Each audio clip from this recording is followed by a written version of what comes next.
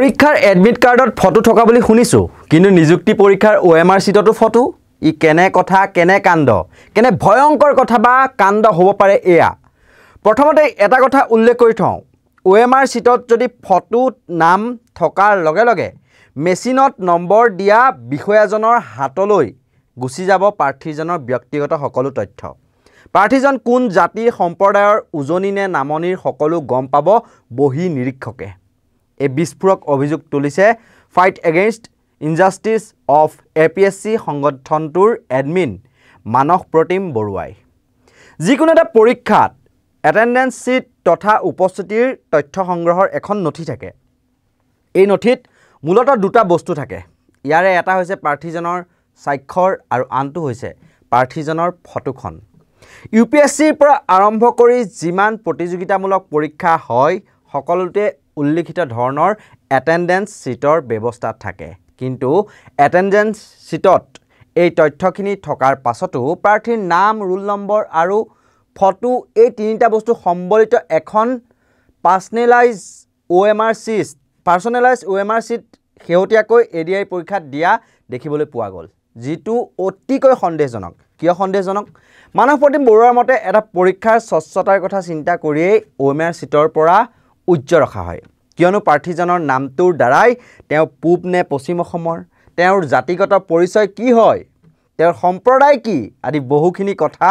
গম পাব পাৰি গতিকে নাম আৰু ফটোৰ বিপৰীতে OMR শীটত ৰোল নম্বৰ দিয়া হয়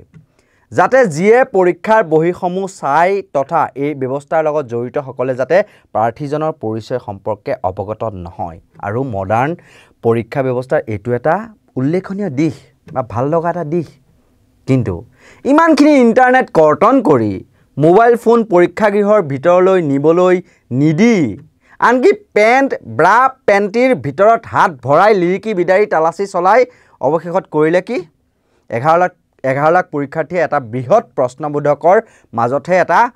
পৰীক্ষা দিবলগীয়া হ'ল সেইটো হ'ল নাম ফটো সম্বলিত OMR শীটত পৰীক্ষাত অৱতীৰ্ণ হ'ল 11 লাখৰো অধিক পৰীক্ষাৰ্থী OMR শীটত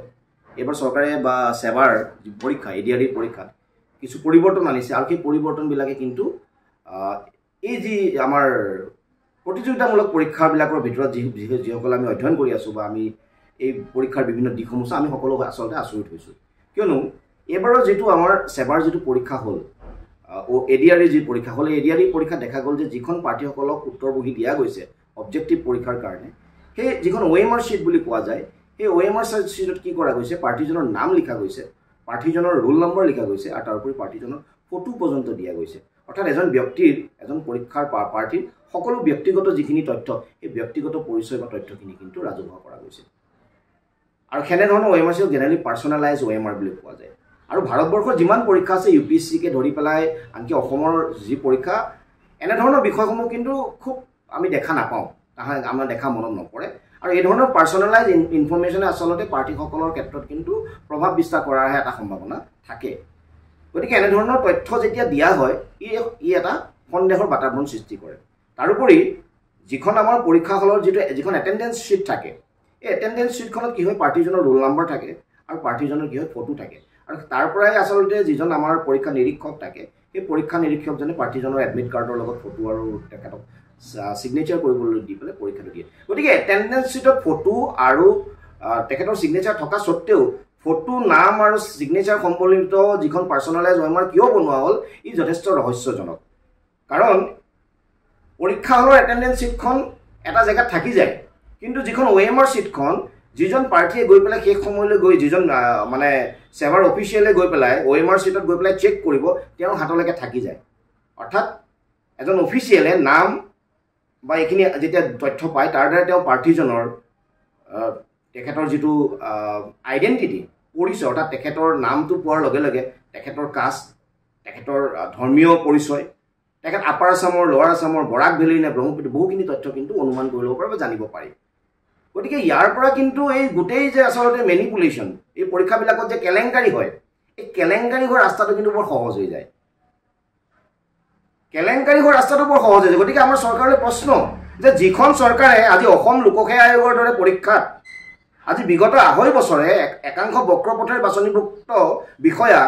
আজি ইমান নিৰ্লজ্জভাৱে সুৰক্ষা দিলে সেইখন চৰকাৰৰ দিনত এইদৰে পাৰ্চনেলাইজ OMR দি তেওঁলোকে কিমান নিকা আৰু স্বচ্ছ পৰীক্ষা পাতিব এইটো কিন্তু আটাইতকৈ ডাঙৰ সন্দেহৰ আজি প্ৰশ্ন আমাৰ মনত মুখ্যমন্ত্ৰী হিমন্ত বিশ্ব শৰ্মা ডাঙৰীয়া আপুনি যিমানে লাগিলে নকক যে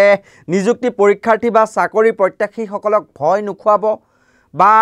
ভয় খুৱাবলৈ বা নিৰাশ কৰিবলৈ বা অন্তৰত আঘাত দিবলৈকে একাংশই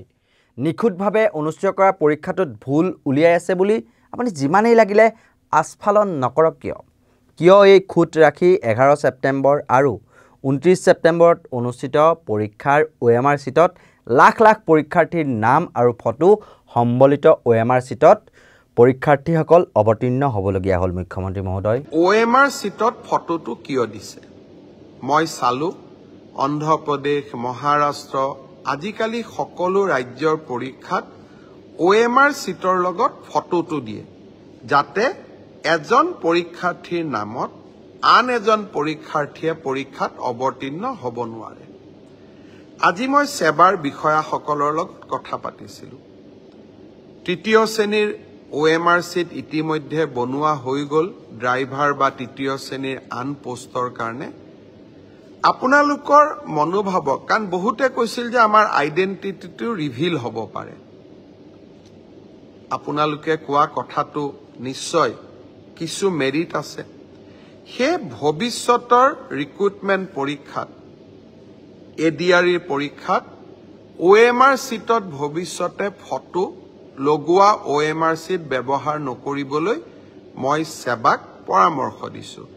তেওঁলোকে মোক কৈছে যে স্যাৰ 29 তাৰিখৰ পৰীক্ষাত এয়া সম্ভৱ নহব কিন্তু নৱেম্বৰৰ পৰা যি অক্টোবৰত যি আমাৰ পৰীক্ষা হ'ব তাত আমি OMR চিটত ফটো নাৰাখো অৰ্থাৎ এইখন চৰকাৰক কোনোবাই ইতিবাচক সমালোচনা কৰিলে ইতিবাচক পৰামৰ্শ দিলে তাক গ্ৰহণ কৰাৰ সততা আৰু সাহস আমাৰ আছে কাৰণ মই সদায় বিশ্বাস কৰো মুখ্যমন্ত্ৰী বা চৰকাৰ ৰাইজৰ ওপৰত নহয় মুখ্যমন্ত্ৰী বা চৰকাৰ ৰাইজৰ তলত কিমান আৰু টুকলকি কাণ্ড কৰিব মুখ্যমন্ত্ৰী মহোদয় অক্টোবৰ নৱেম্বৰৰ OMR চিটত আকৌ ফটো নাম নাথাকিব আৰু এই দুটা পৰীক্ষা যিটো তাত 11 লাখ 12 লাখ পৰীক্ষাৰ্থী থাকে এই নিয়মটো কিয় ৰাখিছিল তেন্তে ফটোৰ নামৰ নিয়মটো OMR চিটত কিয় মুখ্যমন্ত্ৰী মহোদয় ইমান অজ্ঞানী বিষয়ে বহৰি আছেনে আপোনাৰ চৰকাৰ পৰীক্ষা অনুষ্ঠিত কৰা বিভাগত ইমান কটকটীয়া নিৰাপত্তা বেষ্টনী গঢ়ি তুলিলে অথচ ইমান ডাঙৰ এটা ভুল কেনেকৈ কৰিলে কিয়নো প্ৰাৰ্থীজনৰ নামটোৰ দ্বাৰাই তেওঁ পূব নে পশ্চিম অসমৰ তেওঁৰ জাতিগত পৰিচয় কি তেওঁৰ সম্প্ৰদায় কি আছিল আদি বহুখিনি কথা গম পাব পাৰি গতিকে নাম আৰু ফটোৰ বিপৰীতে OMR চিটত কি দিয়া হয় অকল ৰুল নাম্বাৰটো দিয়া হয় যাতে পৰীক্ষাৰ বহিসমূহ যি চাই তেওঁ যাতে এই আৰু যিসকল এই ব্যৱস্থাটোৰ লগত জড়িত থাকে সেইজনে যাতে প্ৰাৰ্থীজনৰ যাতে যি পৰিচয় সেই সম্পৰ্কে অৱগত নোহোৱাকৈ যাতে মাৰ্ক দিব পাৰে আৰু তেতিয়া এটা পৰীক্ষাৰ স্বচ্ছতা নিৰূপণ কৰিব পাৰিব আৰু যদিহে ফটো আৰু নাম দি দিয়ে তেতিয়াতো তেওঁ কি সম্প্ৰদায়ৰ বা কি জাতিৰ কি নাম তেওঁ ঘৰৰ কোড এড্ৰেছ কি সকলোখিনি ওলাই পৰিব আৰু তেতিয়া ক'ত থাকিব সেই স্বচ্ছতা আপুনি যিমানেই লাগিলে আস্ফালন নকৰক কিয় যে স্বচ্ছৰ নিকাভিত্তিক নিযুক্তি হৈছে কিন্তু এই প্ৰশ্নবোধকবিলাক কিহৰ কাৰণে ৰাখায় কিছুমান কথা বোলে দুটা পৰীক্ষাত বোলে নাম আৰু ফটো থাকিল OMR চিটত তাৰপিছত আমাৰ ভুল হৈ গৈছে মানে আমাৰ ভুল হৈ গ'ল ক্ষমা কৰি দিব আৰু নৱেম্বৰৰ পৰীক্ষাত বা অক্টোবৰত অনুষ্ঠিত হ'বলগীয়া পৰীক্ষাত সেৱাই সেইখিনি উঠাই দিব নাম আৰু ফটোৰ ব্যৱস্থা উঠাই দিব কিন্তু ইতিমধ্যেতো 11 লাখে পৰীক্ষা দিলে 15 ছেপ্টেম্বৰত আৰু লাখ লাখ তাৰমানে পৰীক্ষাৰ্থীয়ে অহা 29 ছেপ্টেম্বৰত পৰীক্ষা দিব সেইসকলৰতো OMR চিটত ফটো আৰু নামটো লিখা থাকিব সেইটো কিয় কৰিলে কিয় ইমান এক ডাঙৰ ভুল কৰিলে মুখ্যমন্ত্ৰী মহোদয় তাৰ উত্তৰ কিবা আছেনে আপোনাৰ হাতত এনেকুৱা ধৰণৰ সত্য নিৰপেক্ষ বিশ্লেষণৰ বাবে আপোনালোকে চাই থাকিব নৰ্থ ইষ্ট নাও আৰু যদি আপোনালোকে ফেচবুকত চাই আছে তেতিয়াহ'লে নৰ্থ ইষ্ট নাও ভিডিঅ' আৰু এনি নাও নিউজ যিটো ফেচবুক পেজ সেইটো আপোনালোকে লাইক কৰি দিব আৰু ফলো কৰি দিব আৰু আপোনালোকে আমাৰ এই ভিডিঅ'টো চাই কেনে পালে কমেণ্ট ছেকশ্যনত জনাবলৈ নাপাহৰিব আৰু যদি আপোনালোকে ইউটিউবত চাই আছে তেতিয়াহ'লে আমাৰ নৰ্থ ইষ্ট নাও ইউটিউব চেনেলটো ছাবস্ক্ৰাইব কৰি দিব চাই থাকিব নৰ্থ ইষ্ট নাও ধন্যবাদ